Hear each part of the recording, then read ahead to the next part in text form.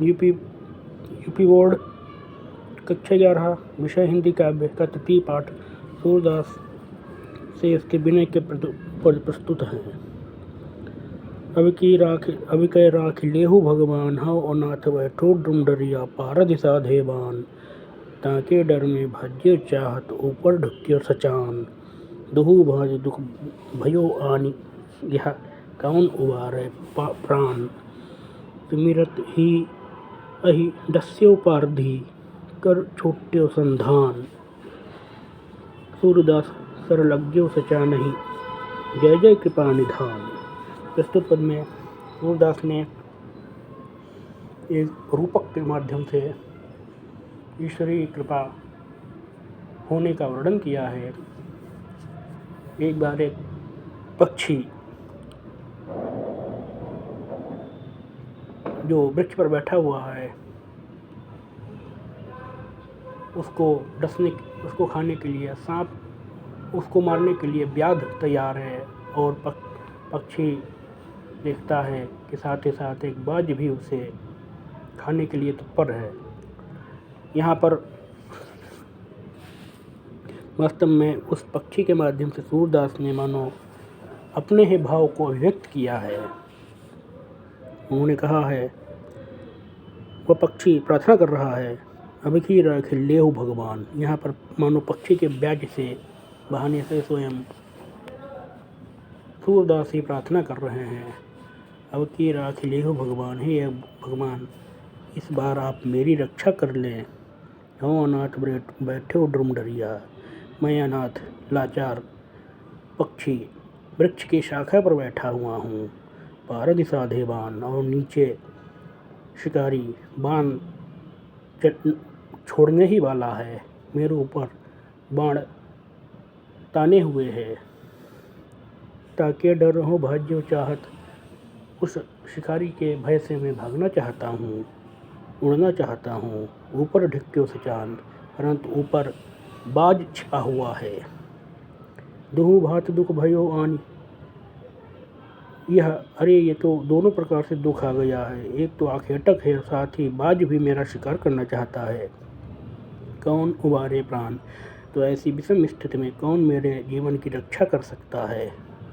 स्मृति हो अहि दस्यो पारधी, उस पक्षी के द्वारा भगवान का स्मरण करते ही अहि अर्थात सर्प ने पारधी अर्थात शिकारी को डस लिया। कर छुट्टे संधान, और उस शिकारी के हाथ से हड़बड़ी में बाण छूट गया। सूरदास सरलज्ञो सचा नहीं, और वह बाण जो छूटा हुआ है वह सीधे बाज के लगा। इस प्रकार से शिकारी और बाज दोनों की मृत्यु हो गई और उस लाचार असहाय पक्षी की रक्षा हो गई। जय जय कृपा निधान। सूरदास उन कृपानिधि भगवान श्री कृष्ण की जय जयकार कर रहे हैं। मेरो मन अनत कहाँ सुख पावै, जैसी उड़ जहाज को पंछी फिर जहाज पर आवै। कमल नयन को छाड़ महात्म और देव को ध्यावै। परम गंग को छाड़ पिया सो दूरमति कूप खनावै।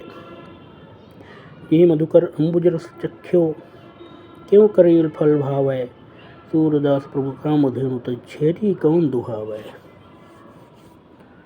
प्रस्तुत पद में सूरदास ने कहा है कि मैं अपने आराध्य को छोड़ नहीं सकता, क्योंकि अपने आराध्य श्री कृष्ण को त्यागने के विभिन्न दुष्परिणाम हैं और उन्हें छोड़ना अत्यंत मूर्खतापूर्ण है। तो सूरदास ने अपने आराध्य श्री कृष्ण की भक्ति को छोड़ने की तुलना विभिन्न प्रकार के मूर्खतापूर्ण कार्यों से की है। उन्होंने कहा है कि मेरो मन अनंत कहाँ सुख पावे, मेरा मन इस संसार में श्री कृष्ण के अतिरिक्त अन्यत्र कहाँ अनंत सुख प्राप्त कर सकता है। जैसे उड़ जहाज को पंछी फिर जहाज पर आवे, जैसे जलयान पर बैठा हुआ पक्षी समुद्र में इधर उधर उड़ने पर भी कोई आश्रय न प्राप्त करके पुनः जहाज पर ही आ जाता है, उसी प्रकार से मेरा मन इस संसार में भगवान श्री कृष्ण के अतिरिक्त अन्य कहीं भी आश्रय नहीं प्राप्त कर सकने के कारण से पुनः पुनः श्री कृष्ण के चरणों में ही लग जाता है। कमल नयन को छाड़ी महात्म और कौन को और देव को ध्यावे। और मैं कमल नयन श्री कृष्ण को छोड़ करके अन्य किसी देव की आराधना करना ऐसे ही है जैसे प्रकाश को छोड़ करके घोर अंधकार में जाना। परम गंग को छाड़ पियासो दुर्मति खूब खनाबे। और यह उसी प्रकार से मूर्खतापूर्ण कार्य है जैसे कोई बहुत प्यासा व्यक्ति गंगा के तट पर स्थित होकर भी गंगा को त्याग करके कहीं दूर स्थान पर जा कर के कुआं खुदवा के पानी पीने का प्रयास करे। यही मधुकर अम्बुज रस चक्षु क्यों करियल फल भाव है। क्योंकि जिस भ्रमर ने भौरे ने कमल रस को पी रखा है, इसको कमल रस का महत्व पता है, ऐसा भ्रमर करील अर्थात कुटज के पुष्प का कड़वा रस नहीं पीना चाहेगा। जिस प्रकार से मधुपान करने वाला भ्रमर मधुर मधुपान को छोड़ करके कटु अर्थात कड़वा रस पीना नहीं चाहता है, उसी प्रकार से मैं भी अपने आराध्य श्री कृष्ण को छोड़ करके अन्य किसी की आराधना नहीं करना चाहता हूँ। सूरदास प्रभु कामधेनु तजी छेरी क्यों दुहावे। और उन्होंने कहा है कि जिसको श्री कृष्ण जैसे कामधेनु प्राप्त हो जाए तो वह व्यक्ति बकरी के समान अल्प फल देने वाले अन्य देवताओं की आराधना क्यों करेगा।